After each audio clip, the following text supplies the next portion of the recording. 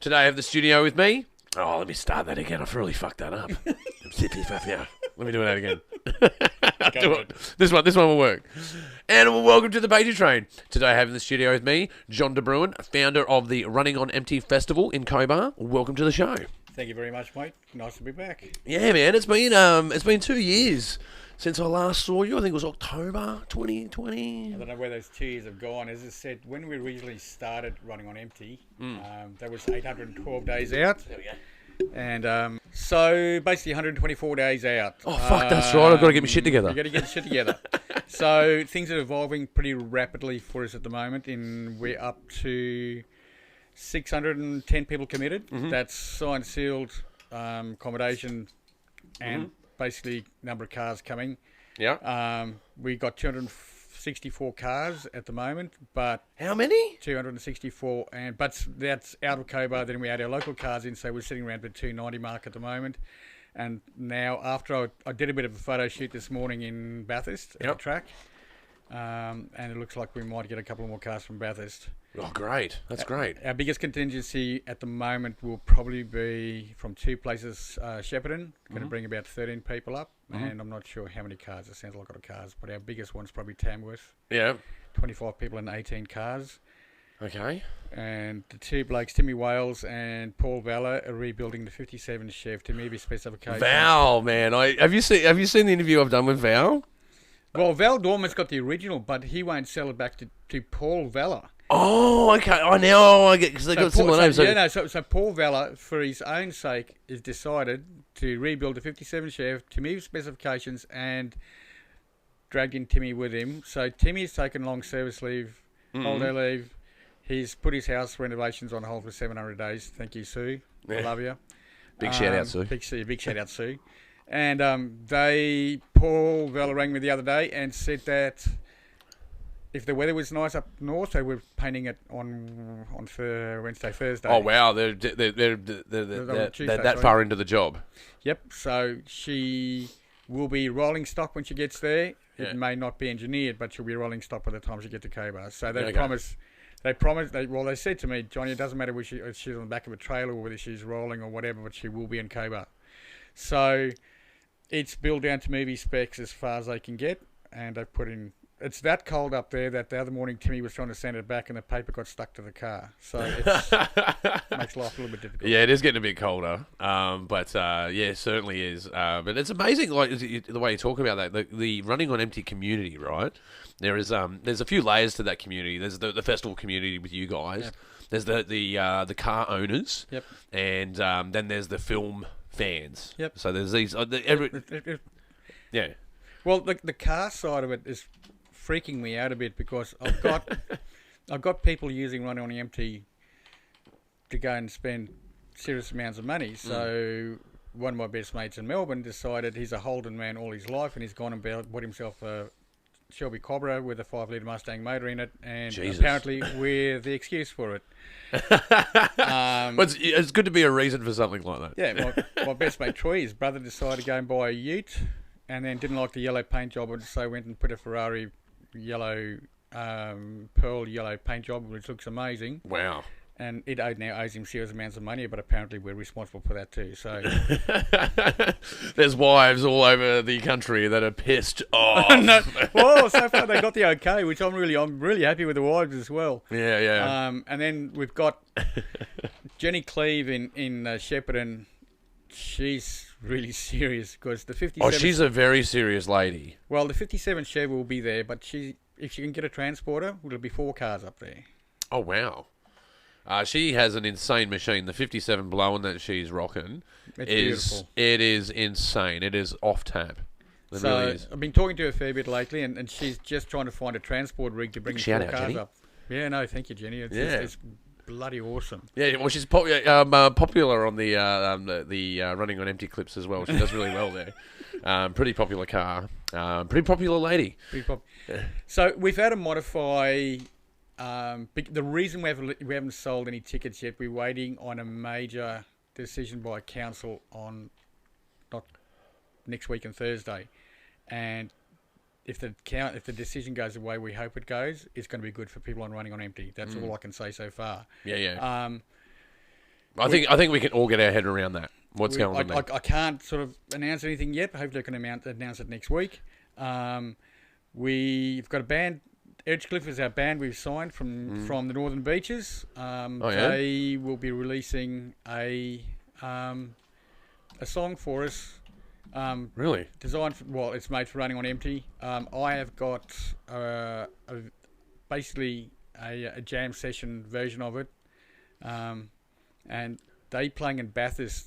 Is that these guys here? Yep. That's them there? Yep, they'll be playing in Bathurst on Saturday night at the 1880 Hotel. So yeah, wow, I'll just pull these guys up. Here they are, guys. We got Edgecliff from North Sydney. No, Northern Beaches. So Northern Beaches. Narrabeen up that area. So they've actually got a cut. So their manager, Jason Hell, is basically, he had a band in Cobar called, it was part of a band in Cobar called Typhoon, and basically it looks like it's gone down to the next generation. And these boys are doing some really serious stuff at the moment. They just released a new single this week. Yeah, I just pulled them up on. They're on Triple J Unearthed here. Yep. There you go. And they're doing really, really well. So we're so proud to have them up there with us. They're actually going to play 2 nights. So they'll play on the Saturday night. So we'll have a lead in. They'll play Friday night, and then Saturday after the movie. We don't want everybody to go home after the movie. It's it's our final night. So the movie who wants to go home, go home, but they kicking in afterwards to let us kick along a bit longer and say goodbye properly. Yeah, great. Well, you want that. You want that atmosphere, because there certainly was in 2018 when we drove out to Cobar. Like, aside from passing all the trailers and all of these beautiful machines that were on the road, and going through the centre of town with these machines, and the whole town erupted. I got goosebumps thinking about it. The whole town just came alive. And it was an electric atmosphere, and I think it's good to keep that momentum. And I think a band, especially like these guys here, they're going to do a great job. They're going to do a great job for us. I've got to thank the council, because the council, not just because of running on empty, but over the last, with COVID and everything else, they've beautified town really, really well all over the place. Signage coming into town, the way town looks, and it looks amazing. So we hope that people see that change. As far as people still chasing accommodation, it's a hard one. I rang our Tent City people. So there is still plenty of accommodation at Tent City. So if you're short on accommodation, just go to www.tentcityhire.com.au. Yeah, I think I got it here. I'll see if I can pull it up for you. So the beauty about it is that's a walk-in, walk-out tent. You don't have to do anything. You go in, they've got they've got carpet in there, they've got beds. You just tell them whether you want bedding or take your own swag. Is that them there? I think that's them there. That's him, yeah. So that's our page for there. So they can actually book online, and everything goes from there for them. Yeah, I'll just pull this up for our the audience there. So the running on empty, what are they called? Tent City Hire. Tentcityhire.com.au. So is that Jenny? That's Jenny's one, isn't it? No, I've got a feeling that's probably Shane's. I've got a feeling. That's Shane's? Yeah, Shane. Yeah, okay. Shane Anderson. I've got a feeling. So, I love this photo. So this year, last time we brought the with the Barrier Highway to a grinding halt. We had a red line through livetraffic.com. So this year we're going to work it a bit better, putting 100 cars at a time in front there with the primary cars. And then mate Ben Griffiths, bless his little cotton socks, has got himself CASO approved for his drone. So he's going to put it up in the air for us and get some proper shots and fly it across. Yeah, we'll send you some footage from that. Oh man, look, he's going to have to do a good job at, like, look at this. Like, that was the first go at it, right? So how many cars did you have at the first one? We had people, so our cars, the number of cars that we're saying right now doesn't include people from Burke and Dubbo and places like, because they would just drive up for the day. Yeah. So we had 400 there apparently last year, according to the Dust Bowl fuel burners who ran the show and shine. So we're hoping we get similar amounts. The reason being, once we get past the 400 mark, I've got to start having a look at fuel. Yeah. So the car that I took photos of this morning, Ray's car out at Bathurst, its running cost is $1 per kilometre. Oh wow! It's 1100 horsepower, and it's $1 per kilometre. Yeah.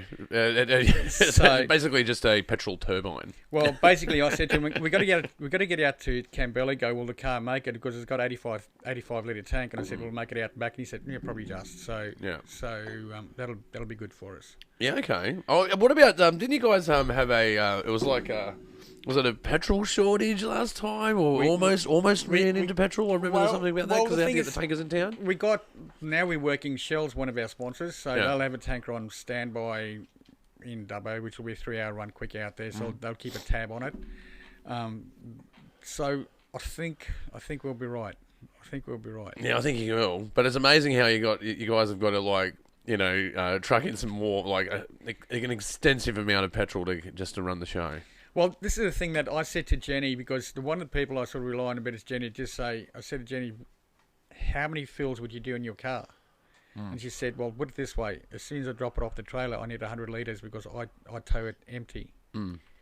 Because if it gets stolen, it can't be taken anywhere. Yeah, true. And if it burns, there's not a lot of fuel to burn. Yeah, it makes sense. It's because, it does make sense. Of course you'd move your car that way. So, and it's lighter as well. Yeah, and she may do 2 fills. So that's 3 fills. So it's 300 litres just for one car. Yeah. Now let's multiply that by 200 cars. So that's a lot of fuel. It's a shitload of fuel. So when you go the main 98 litre octane 98 tank in at the Shell holds 10,000 litres, and I go, well, that's good. That's 100 cars, but we've got 264 at the moment plus. Yeah, wow. Well, Okay, no wonder you got Shell on board, man. I think you need those guys as a sponsor, definitely. And they've been very, very good to us. So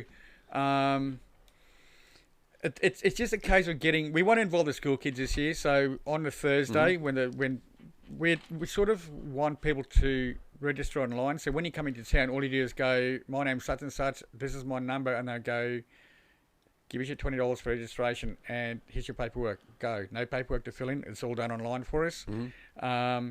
Because at 1:30, whichever car's there, I want to do a convoy off the main street past all the schools, so we can involve the school kids and drive past all just a slow cruise past the schoolyards and just wave to the kids and let them see what's going on. That's great. I wanted to do it down at Ward Oval, but Ward Oval's going to be a massive construction site at that time, so it's a bit better to keep in the school, and we do a bit of a cruise past there. Yeah, I think they'll love that though, because it's a spectacle, right? Like it's an amazing, like these machines, like guys, if you haven't been to one of these things before, these guys do a proper job, and the machines that are at this event are incredible. But speaking of machines, yes, the boys from Perth, Fox One, is it happening?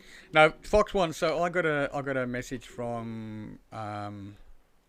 I got a message from Jason saying that Fox One needs a bit of work done to it, and they needed a certain amount of money to do it.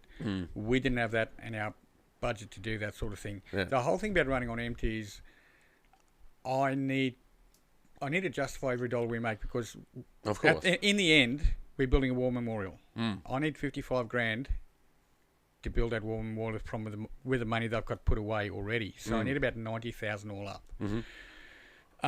And I want to build it. I wanted to open up Anzac Day 2022. So we had a certain amount of money that we had put away for it. 2023, sorry. Yeah. We had a certain amount of money put away plus accommodation, but unfortunately it wasn't enough. It still needed a bit of work for it to get here, and feel really sorry. I'm so sorry the guys can't be there. Oh, man, because those guys are really cool. The guys that own that car. And, I remember I was taking photos when they were loading it up in 2018. I'm like, this is just surreal. This is amazing. That the car's there. Yeah, the car was there. Yeah. Oh well, look. There's other vehicles that are going to be. They're obviously going to have the Rammer. The Rammer will be there, or the replicas of Rammer. He sold Rammer. He sold Rammer. Yeah, no. So he sold it, and it's moved on. So I'm not even sure. He's bringing something else along. But no, he sold Rammer. Look, we'll have Falcons left, right, and centre. I tracked down a red Falcon today. Yeah. And we're going to have 57 Chevs all over the place. I know of at least 3 now that'll be there. So, and then we've got a plethora of other cars coming there. Totally, yeah. There always is. There always was, yeah. Well, I've got convertible Mustangs this year. I've got a AC Cobra this year. I've got stuff that wasn't there before. But the beauty is people that were there in 2018 want to come back for 2022. I'm hoping that we can do the same feel that we had at that point, because I found it was a nice size of people to work with. we want to encourage people to buy stuff in town. So running on the opposite of running on empty, we've got a little program called Fill Us Up campaign. Mm-hmm. So for every $50 you spend in Cobar in a single transaction from the Wednesday to midday on the Saturday, you go in the draw. You fill in the entry form and you put it in the barrel. So you spend $100, 2 entries and so on. One prize only. The one prize is for you and a mate. Saturday afternoon, 30 minutes with Terry Serio, Jeff Rowe, John Clark, all by yourself at the golf club with beers and food for half an hour, all yours, and then we take them with the actors out to the movie that night, and you come in their convoy and you get dropped off at the movie. You get the red carpet treatment. Yeah, wow. So one prize only, but you've got to spend a bit of money. So, look, Cobar, last time we didn't educate people really well. Cobar's got whatever we need. We're big drinkers. We can do alcohol pretty well. Yeah, no, I picked that up last time I was there, yeah. Actually, I've been there a couple of times because I shot a movie there years ago, and I experienced that. I went to one of the locals there. It was the one on the corner. I can't remember the name of the pub, but when I was there, it was like, holy hell, man, these guys can drink. And because I could put it away. Well, no, you can. I could put it away, and I was in good company. Well, the thing is, we want to involve. So basically, we've got rugby union, is where we're holding our the show, not the show and shine, where we're holding the movie and the bands night, and Tent City is with rugby league boys, so they can sell alcohol there too. So if you're in Tent City and you don't want to go out that night, they'll have a bar running there. Use them. Yeah, totally. I think they'll do just fine. I really do, especially in Tent City, man. Oh man, there's so many nice people that show up, but they're, as I say, it is electric. People, the whole town lights up, and everyone there is happy to be there. And there's convoys that are always happening. There's people driving around the streets in these cool machines, and there's like people around the streets in the pub, and it's just I can't wait for this year's event. I really can't. So at Wednesday, because Wednesday night the council will have some sort of, I've pinched their cocktail night, so poor Demi's got to come up with something new to welcome the people. I suggested a barbecue, just make it cruisy. Yeah. So on the Thursday night, tickets will come up for sale fairly shortly on that, hopefully in the next week, 2 weeks, and we'll get it out there. That's going to be limited to 300 people just because of what we can carry in there. And it's going to be a little bit different because we're going to give it rather than sit-down meal, less formal. We're going to have a cocktail night there. Come in there. We'll bring hors d'oeuvres to you, buy cocktails, mingle. We'll interview. Hopefully Jeff is there by then. John Clark will definitely be by then. And we want to interview some of the local people from Cobar that were there to help with the making of the movie. Yeah, that'd be great. If you get that together, just a background story of what's going on there. The other thing that has been given to us for auction from John Clark is the original draft script of Running on Empty was used to sell the movie. So he said, I'm putting it in the mail. And I said, can't you bring it down with you? And he said, oh, what if I forget it? And I said, what if they lose in the mail? But anyway, look, John Clark, he's another, because I've interviewed him before, and he's a really cool dude, man. Really cool. He's so relaxed. I mean, very chill. You're putting a draft script of just this thing that people are just killed for, and you're putting it in the mail. I'm going, oh, right, okay. Oh yeah, like you got to understand, right? Like, I think most of the audience that are probably listening to this would. There's a running on empty culture, right? So it's about that Australian car film culture. We were filming cars like no other country in the world at that time. Yep. And we weren't getting council permits to do it. We were just going to towns and just shooting cars. I look at it now and you're just going, you would just get nowhere. It's not possible. No. It's just not possible to shoot movies like that anymore. No way. No way at all. But because you've got the Mad Max culture, right? So there's a Mad Max stunt culture, and Running on Empty is right up there with Mad Max doing these sort of things, right? But Jeff Rowe, man, he is a scream, man. He is amazing. I had the pleasure of drinking with him one night, man, and he had me laughing my ass off the entire night. I could not stop laughing at that man. He's hilarious. Well, he's as much fun sober as what he's drunk. He doesn't change. I think it's just no, he doesn't. No, he's just 100 k's an hour everywhere. And when he left, he sent back the nicest message I've ever seen. It was just like the artiness coming out of him, and I went, "Oh wow, that's really impressive." So, Yeah, we're looking forward to having him back there. I try to get Deborah Conway there, but Deborah is September, October. She's travelling, so I presume that means she's on shows somewhere along the way. Mm-hmm. Terry won't be there on a Thursday night because he's actually doing gigs on the way back up. He's doing massive amount of gigs at the moment. Oh yeah, no, Terry's a busy man. Like I follow him online. He's always because he's with his band and his music compadres, and he's doing gigs every week, man. I had the on. So we went down Colgoa. Weekend with Hooks was on in Colgoa in January, and they invited me down and invited Terry, and I had the pleasure of actually looking after Terry for 2 days, and it's just zero work. It's just like, I'd like to have a bit of time. Yep, go with a mate. But he was there to sign autographs all day. That night he sung up on stage because so basically it was like a mini little competition really, because you had all the Mad Max people there. So they did the 5 iconic movies, but the real 2 was Mad Max versus Running on Empty. Totally, so, they're like siblings, right? They really are. So they had all the Mad Max gear there, but they actually brought a red GT Falcon in to take Terry from Colgoa to it was insane, and he really appreciated that. But he was there all day, really, really cruisy. He sung a song that night, praised what Cobar's done for the place, and then I met some very, very special people down there. There's one guy that's coming, and I hope he sees this podcast somewhere. Rhett. You can find it on Spotify, YouTube, and Apple iTunes, and we're also on iHeartRadio. So Rhett actually goes to the places where the movie was shot and takes photos of the current day photos of that point of view. Okay. And he'll shoot me, I found this spot, and I'm going, oh my God. He goes... The patience of a saint he's got, but he's really, really a massive Mad Max fan. Yeah. Oh, I think most of us are, man. Like, you know, because we all grew up with those movies, or we've all got life experiences that are around those movies. You know, even like, even watching movies like the bad one, Beyond Thunderdome, right? No. But I don't know. There's this strange Australian Ozploitation thing with Tina Turner because she sung for the NRL. You know, You're Simply the Best. Yep. And then she's in Mad Max with Mel Gibson, which comes from this legacy of Ozploitation films with cars, which certainly comes from the same spectrum of Running on Empty. Yep. Like actually, because they were Running on Empty, there's the famous scene where they do the drag race, right? Yep. That's down at the wharf in Sydney. Yep. And I go past there all the time, and it is literally night and day compared to what it was to what it is now. Like you got Barangaroo and Barangaroo down there. So yeah, it's all majorly built up. It's like a sci-fi movie when you drive through there now.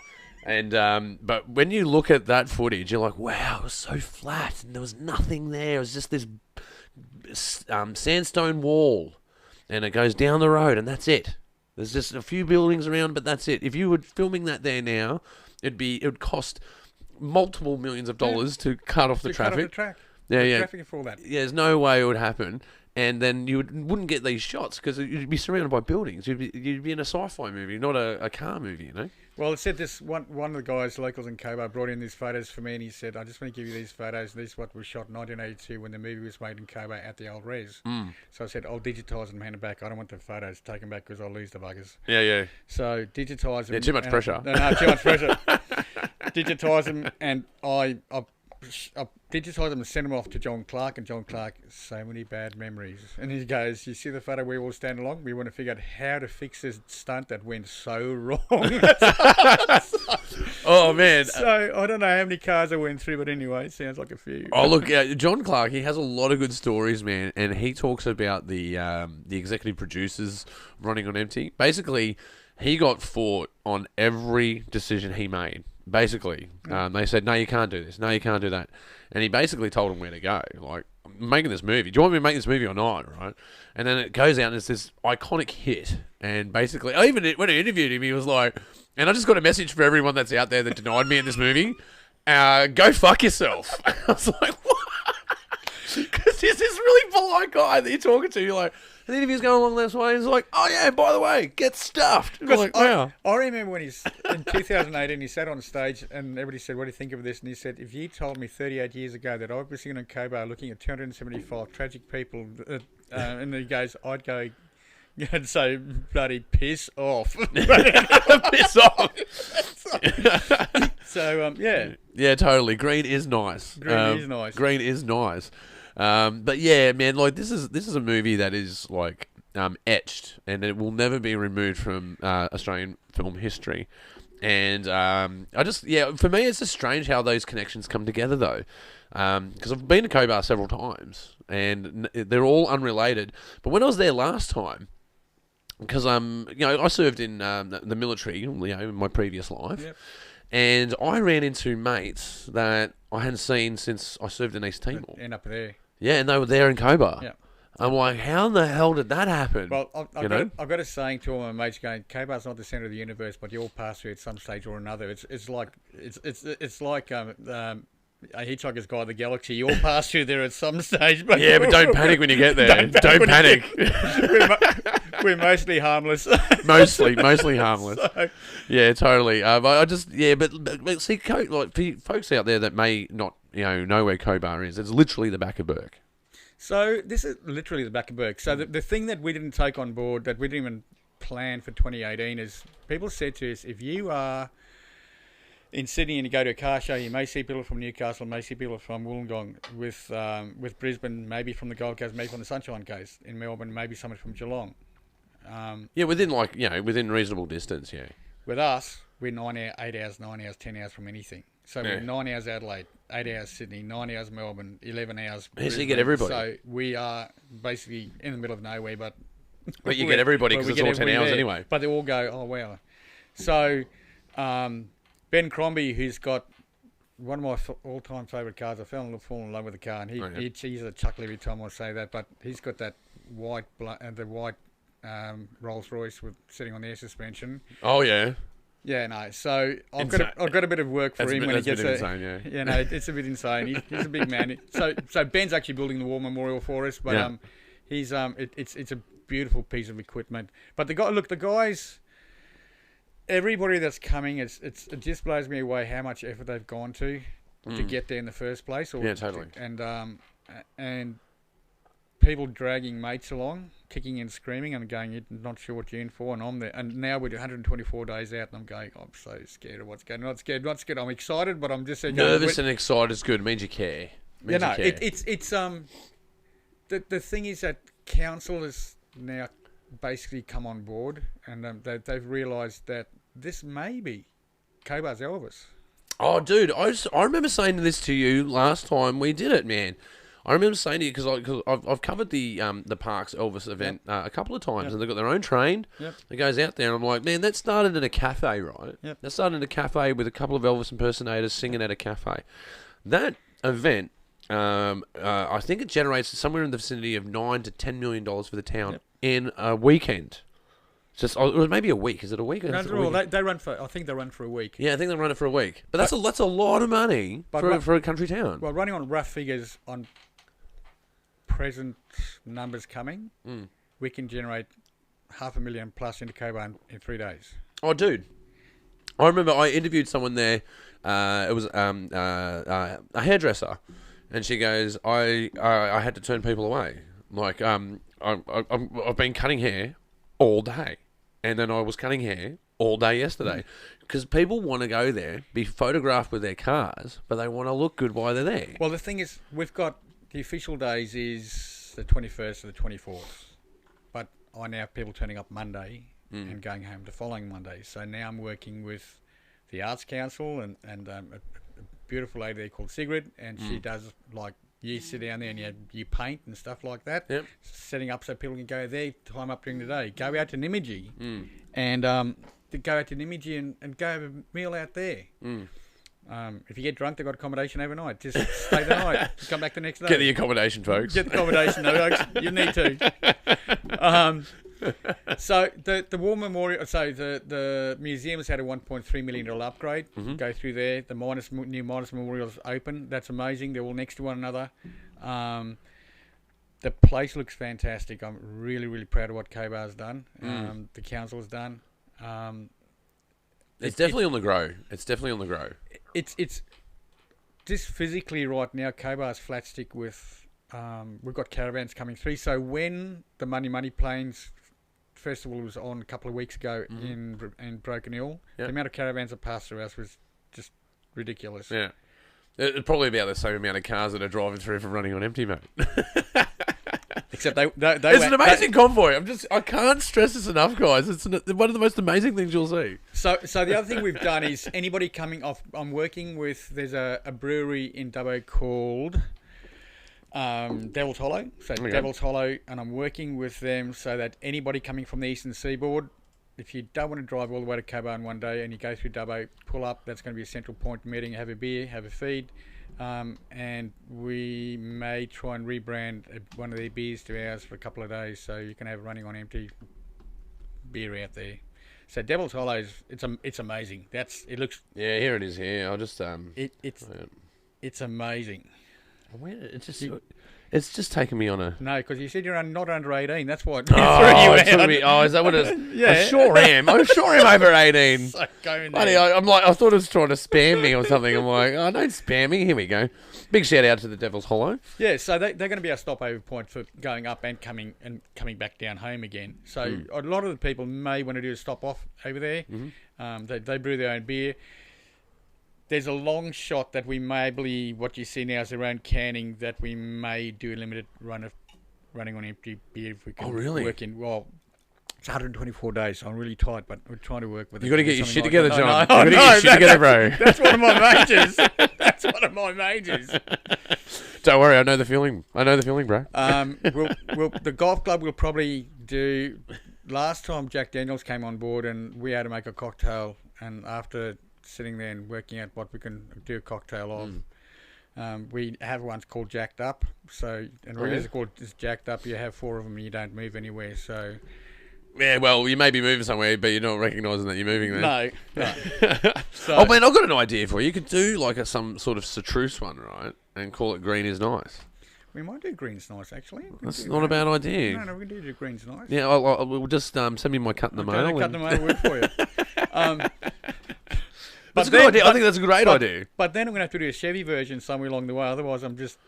There's another one. You can do like a version of a martini, and call it Blowin' 57. That might. Well, there you go. You're coming up with all the ideas. You want to cut out of all this? Man, I know what's going. Look, I know cocktails.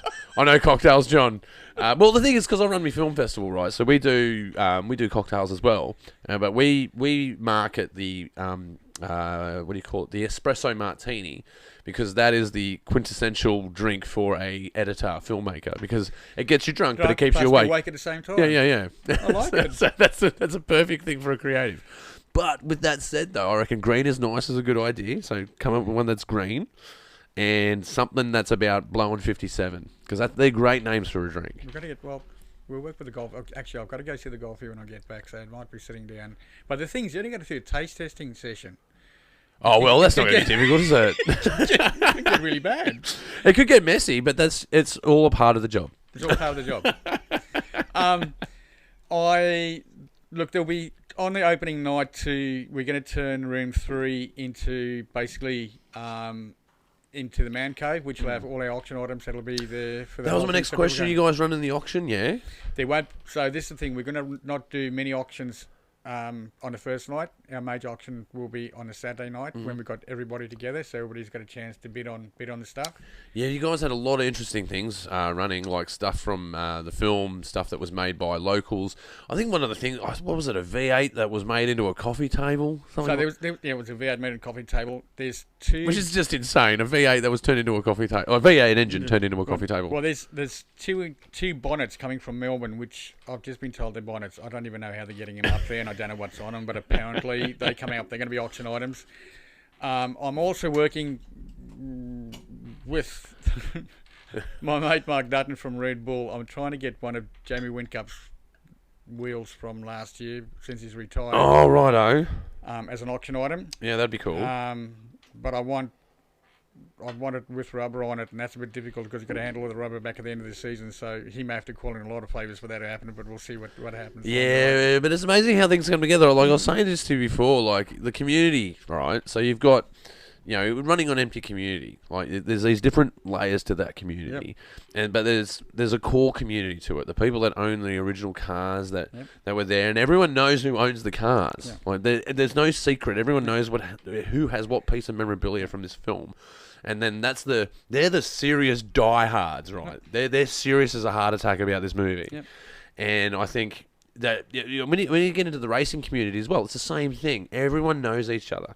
And for me, like as well, like in the film industry, everyone knows each other. In the music industry, everyone knows each other. The thing I like about the Running on Empty festival is like it's an intersection of all those things. It's an intersection of cars, it's an intersection of music, and it's an intersection of film. And it goes to this town that's 10 hours away that everyone drives to, and it lights up. Well, it's amazing. The thing that happened in 2018 was, I think we created a community. And that's basically what I called it, the Running on Empty family, because it's like a family reunion, and that's what I want to do. Every time we have it, we may not have all the actors there, but come down, put your cars up for show. We'll put the movie up. We'll put some bands up. Yeah, well, we may not get Conway, but we'll get Jeff Rowe, Jeffrey needs to come. Jeffrey will be there.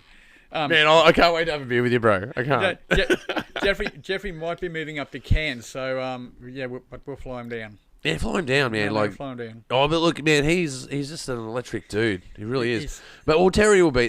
Terry's another one of those guys. Then you got Jerry Sant. Well, Jerry, I'm trying to get hold of Jerry. I haven't heard back yet. I don't know whether he's flat stick. And this, you just sort of said that right now, people are just flat stick in every business trying to get committed. Yeah, especially in the arts industry, man. We are flat stick, man. We turn and work away. That's how busy we are. Well, the thing is, people didn't make money for so long. Now they're going to make up for lack of making money along the way. And well, you adapted to everything, but not everybody could adapt to the situation, which makes it. I was a bit agile in the situation, and well, the thing is, what I did was I just looked at it. I had a meeting, right, and we were about to fold in our festival. We're like, man, are we going to have a festival? And I had a meeting with all of the core group, and I looked at it as an entrepreneur. That's how I looked at it. I said, this is not a problem. It's an opportunity. Yeah. If we look at this as a problem, it's going to sink our ship. Yep. We can't look at this as a problem. We have to look at this as an opportunity. So I go, okay, all of our funding has been withdrawn. All of our clients have fucked off. We have no money. But we have a shitload of time. What can we do with the time? Yeah. So then we looked at, all right, so how do we expand the business using time? And that's what we did. I ended up moving it into 2 cinemas with an online festival that accompanied it, which in secret is the backup if we didn't get the festival. Because because if you had the breakout, if there was a COVID breakout, you can't have the festival. Yep. So we go, well, we've got this digital one that go, hey, we still retain the audience, still retain that camaraderie. But as it turns out, we dodged a bullet on both years of the pandemic. And we got to have the online festival as well. The benefit out of that is, I fill the cinema with 300 people, right? Yep. But then I put it online, and I market it to the US. I market it to Europe, and now we're bringing international attention to our region, all because we didn't look at it as a problem. It was an opportunity, and I think that's a real big lesson in that. Well, this is the thing that Mark Dutton said to a thing to me that's always stuck in my head, and I live with it now. And he said what he lives by in the V8 supercars is he's got a saying in his head: is shit happens, what you do next is what counts. You can't undo what's happened. You just got to adapt to what comes up. And you got to roll with it. You got to roll with it. So whenever we get something happen with Running on Empty, it's like you sit there and you go, oh shit, and you go, let's take a deep breath, and where do we go from here? And look upon it. All he can do. Stand back and look upon it, and what have we got? Yeah. My 2IC Emily Miller, I pity her because she... Big shout out, Emily. Thanks, Emily, because what's in my head, Emily has to put basically... She has to articulate your craziness. Yeah. So we've come to an agreement for the opening night. I do the opening credits and then stuff, but she handles all the rest of it because I'm not allowed to touch it. Because she goes, I can't deal with your craziness on the night. I'll just roll with it. Thanks. Righto. All right. Well, I think she's got you well marked, John. I think she's got you well marked. So big shout out. Well, I'm glad that you've got someone in your corner that's giving that direction. We all need that sometimes too. I've got a really good committee, but I've got some new people on board, so they just going. I remember the first time I put a watch up for auction, and one of the committee members, you go, what if you don't sell it? And I just said, just watch. Anyway, it went for $1,100 to a mate of mine, and he doesn't wear watches. It's sitting in a cupboard. So, and a display cabinet there, but I'm there going, and she's going, these people are really special, aren't they? And I said, they just fanatical. They are totally fanatical. That's what I'm saying. And that emotion goes into the town. It does. It really does. It bleeds into the town, and it lights up. The thing that we didn't play in 2018 is people slamming up fold-out chairs and watching in front of the shops, and it's one of the best things that ever happened. It was just... That's what I mean. It spills out onto the street, John. Like I was taken back because I've done a lot of coverage for a lot of festivals around the country, and the festival that you run is one of the most electric I've ever been to. Like everyone gets involved. But it was cruisy. It wasn't. But that wasn't planned. It evolved. Into something really cool along the way. Believe me, we didn't plan that. I wish I could say we did plan it, but it just evolved by itself. Yeah, but I think the word there is it's authentic, right? Yeah, and that authenticity it shines through because like even the movie itself, right? They had no permits to do any of this stuff. No. It was full on risky, and as well for investors in that movie, they didn't know it was going to make money. I had no idea. In fact, John Clark fought the money holders, the people that were, filling bank accounts. They were the ones that were going, "What are you doing with this money? Are you doing the right thing?" And he's like, "Fuck off! I'm making this movie." Right? They even denied it. The people that invested in it denied it. But I remember him saying when we said, "How'd you pick Cobar?" And he said, "Cobar was the furthest point away from Sydney that you can get delivered stuff to in one day." And I said, "That was the only reason we got it." And he goes, "Yep." And I went, "Righto." He was that pissed off with him. I'm telling you, like I was really surprised because when you interview someone, right, like or if you watch an interview and it has the usual questions, what's your origin story? How did you come about, and why did you do this thing, and do you want to thank anyone? That's usually how interview goes. Not with John Clark, man. You're in for a ride when you talk to that guy. Maybe not a Jeff Rowe ride. No, that's a different ride.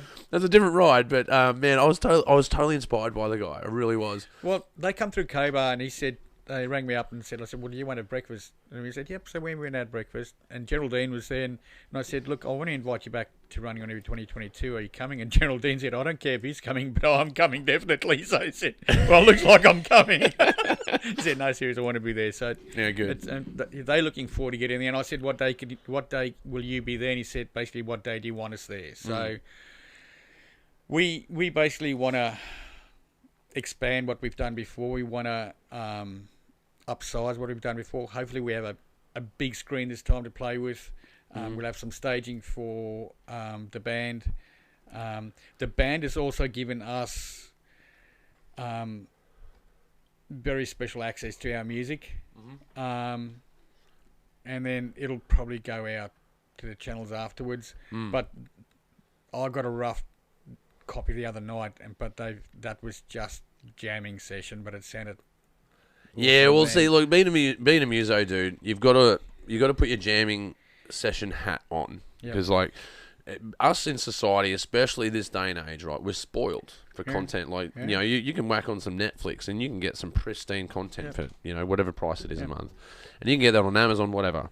You can get on Spotify and you can listen to any band around the world, and you got to understand, like, to make an EP, right, or a single.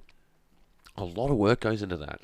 Heaps. There's a lot of work, a lot of money too. That's the biggest thing. It's not just work. It's money. It's money to make it, man. Like, if you're a garage band, that's a shit kicking band. Been in plenty of them.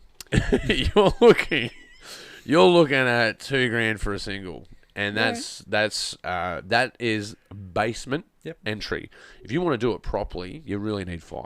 And the thing is, what I was told, to get anyone back on Spotify, you need to sell like 20,000 each to make any sort of dollars. Oh, look, see, I'm gonna get my tinfoil hat on here, John, and start talking about that, because there's people that they push forward and there's people that they don't. They don't. Right, I say so they push forward whoever they like. Yeah, because it's the algorithm, right? Because when you play Spotify, you'd be going, okay, so I listen to this song and they've recommended a song to you. Okay. And that's their push card, right? But like, I think they do a good job generally. Like, I'm not having a big, because I love Spotify. I really dig them. But I just don't think that it's always fair. It's really funny driving down. I would listen to Spotify all the way down. So I played my playlist, and obviously ran out of my songs and playlists, and all of a sudden it goes, "This is what basically ran the algorithm on me and goes, "This is the sort of music you like," and starts pulling it up, and I'm going, "Well, you know a lot more about me than I do." Well, that's it, because that's it. They know how to market to you. They know how to market to you.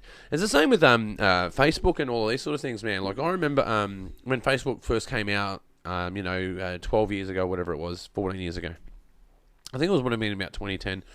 And I was there as a student at the time, actually. I was at university. And I'm a big fan of Back to the Future. Yep. You know, I love that movie. Yep. Like, my wife's ringtone is The Power of Love, right? Not, Huey Lewis in the News. Yep. And because like when you watch a movie, you put yourself in the shoes of the main character or the supporting actor, right? Yep. And I know I used to ride a skateboard everywhere I'd go because I thought I was Marty McFly. I used to buy aviators, wear denim, right? That was who I idolized as a kid, right? You were. That's who I was. I wanted to be Marty McFly. And then fast forward, 15 years later, 20 years later, Facebook comes out and they advertised this shirt that said "Save the Clock Tower." You know the pamphlet that's in it. Yep. And before I knew it, my credit card details were already in to buy that shirt. And after I'd hit enter, and it hit me, I go, "They got me." I didn't even know. I did that so subconsciously. I'm like, I need that shirt right now. But how many times do you talk about it the next minute it's in your feed for your Facebook? And again, see, it's this tinfoil hat, man. I think they're listening. I think they're listening, dude. But I'm there. You talk about it and you go, no. I said I may have Googled on my bloody computer, but now my phone knows what I'm following as well. So. Oh man, like I didn't even Google. Like when I got engaged, I didn't even Google, engagement rings. It knew that I was looking for them. Like. So because when you go to court a lady or go to get asked for their hand in marriage, you sometimes consult with your very close friends first, and you go, "Hey man, can I ask this bird to marry me? What do you think?" And they'll be like, "Yeah man, you should totally do it." I'm like, "I'm going to do it. I just need to tell somebody." And then go, "Oh well, I'm just going to check my feed. Sales for wedding rings. What's going on here?" I'm like, they're totally listening, man. They're totally listening. I'm sure they are. But I think I'm just being paranoid. I must be just being paranoid. No, they are listening. I've given up because I just... Just accept the world the way it is. Just accept the world is. Yeah, it's just the way it is. But man, like for guys to go and check out Running on Empty, can they go onto your Facebook page? Facebook page, ROEF 23. It's just ROEF 2022. Actually, I think I've got it up. I'll pull it up. If you pull it up, so ROEF 2022. The thing with that, we try and keep it updated. Well, I put posts up there. I don't know how many thousand posts it's running now, but it's just. Like, well, let's have a bit of a Running on Empty scroll. Russell Sopper, man, what a legend! I love that guy. Well, Russell, hopefully bring the big girl back down. So that was today at Bathurst, my happy place, Mount Panorama. Was that is that a Holden? Yeah, Holden Ute. Yeah, wow. So have a look at the engine. So the engine is what was similar to what was running on Brocky's car. So the paint job on that thing is 25 years old. That's just sex on wheels. Look at that.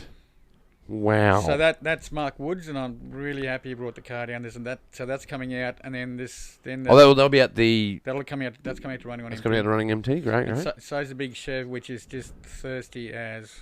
Yeah. I bet. Oh wow, man! All right. Well, here it is, folks. You can check out the.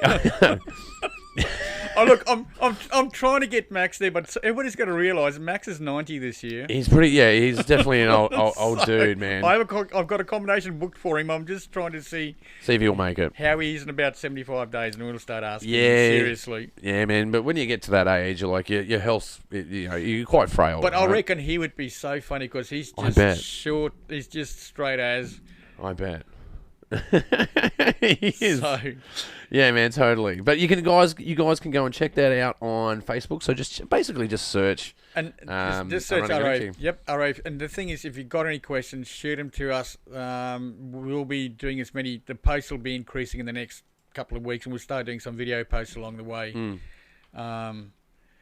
Because people, if you scroll down any longer than 15 lines, people go, it's too much. So you get a video post and they're time to listen to it, and you can't make it any longer than 2 minutes because they go, I'm turning off now too. So yeah, man, I think they give you you got 7 seconds really. If you don't get it done in 7 seconds, they'll shift. But no, video content definitely goes further. Especially on Instagram, less than a minute. I recommend about a minute for Instagram. Facebook, you can get a bit longer because it's an older audience on Facebook. And they've got a longer attention span. These young kids on TikTok, they've got 15 seconds, man. 15. That's 15 seconds. So I don't know what story you can tell in 15 fucking seconds, but people are loving it. So the bulk of their demographic is 45 to 54. Yeah, they're on Facebook, bro. Because they're the ones that's spending all the money, and it's just obscene amounts of money. Now, what were you talking about? Porsche, Ferrari engines and... Well, it's not just that. So the XP Falcon basically my surrogate car that I get to borrow when I want, it's now 80,000. Oh, wow, okay. For XB 1974 GT Falcon 4-door is 80,000 to go and buy. Yeah, man, you used to be able to buy them for less than $1,000. So now, if you just packed one away, was that 80? For a while. Was that 800%? Whatever it is, I need to work it out. Shit. Yeah, it's insane. Well, look, man, I just recently sold my Kingswood, man. What did you get for that? I've got a good price. Good price, Very good price. Yeah. I got it for like $500, man. You know, back in the day. This like anything 2-door. So I have. Anything's coupe, man. Anything's coupe or road stuff. You're laughing. I've got a couple of Chargers coming, and they are ridiculously priced now. It's just insanely priced. There was one on the net the other day that needed work. Always wanted a Charger. Well, started looking at $395,000 for one that needs work, apparently. Oh, yeah. It's a car that needs love. If you've got near $500,000, you can have this car. You can buy it and then do it up. You can do it up. But look, we got cars from every make, model arriving. We're so happy with the response we've had so far. Now that everybody realises we've got to live with COVID, and that's realistically what we've got to do. Yep. Things are starting to flow a lot better in there now. We want to welcome as many people as we can to Cobo, obviously. I totally recommend it. Go and check out. Look, guys, if you haven't been on there yet, go and check out Tent City. Was it tentcityhigh.com.au? Go there and have a look. Look, caravans we're working with. There's a couple of places. A mate of mine, they are a whole 7Ks out of town, but they've got really low cost. Put a caravan in there. Well, for some of these cars, that's a $7 ride. $7 ride. Put the caravan out there. They've got toilets. They've got shower, but they haven't got power. So if you've got solar running on you, they can do the rest for them. And just send them out to me, and just get in contact with us, and I'll send you some contact details. Oh, and guys, it's ready for booking now. You got to get on it, man. These tickets are going to go. Like it fills up really quick. Well, yeah, it really does. It's last time dinner sold out in 3 hours. This time it's not dinner, so it's a few more tickets available. It's a cocktail night, a little bit more cruisy.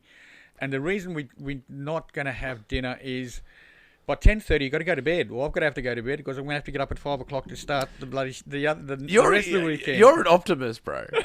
You're a total optimist. That was all You're going to bed at 10:30? You may as well say, I'm going to bed at 8:30, man. I'm going to bed at 8:30 and it's all going to be hunky-dory at 5 a.m. Well, that's a plan. It's not reality, but that's a plan anyway. So I basically say a plan is a list of shit that doesn't happen. Yeah. What you need is a few goals. Your goal is to get you up at 5 a.m. And a box of Red Bull. Yeah. Well, at least you've got these guys on board, so there'll be some Red Bull about. You'll be right. Red Bull around. You'll be fine, John. You'll be fine. You'll be totally fine. I have total faith in you, man. But look, moving on from that though, is there anywhere else they can check you guys out online? Not really. We've only got one access point. Look, if they want to send emails. Our major email address is roef2022cobar at outlook.com. That's the main access point. You've got any questions, shoot it through to us or shoot it the text to us on join the Facebook page. Facebook page is sitting at above 2,800 people at the moment. Mm-hmm. So it costs you nothing to join. Yeah. We can throw Anders. The reason we use Facebook is we want instantaneous feedback, and that's what we're getting. Okay. Yeah, great. Well, you can definitely be a part of it. So go and make sure you go and tick like on Facebook, and I'll put the address in the comments. That'd be awesome. I'll put the email address in the comments if you guys want to contact John directly. But thank you so much for being on the show. I really appreciate your time. Thank you very much for your time, and thanks for the invite. Yeah, not a problem at all, man. Not a problem at all. You guys have been watching the Pagey Train. You can find us obviously on Spotify, YouTube, and if you go to YouTube, don't forget to subscribe. You can find us on Apple iTunes and of course iHeartRadio. Basically anywhere you can find podcasts. You've been watching the Pagey Train, and we'll see you next time.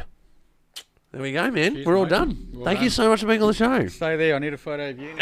Mine more. Just going to work the other way. Yeah, well, yeah, it's got to go my way this time. I rarely get the photo.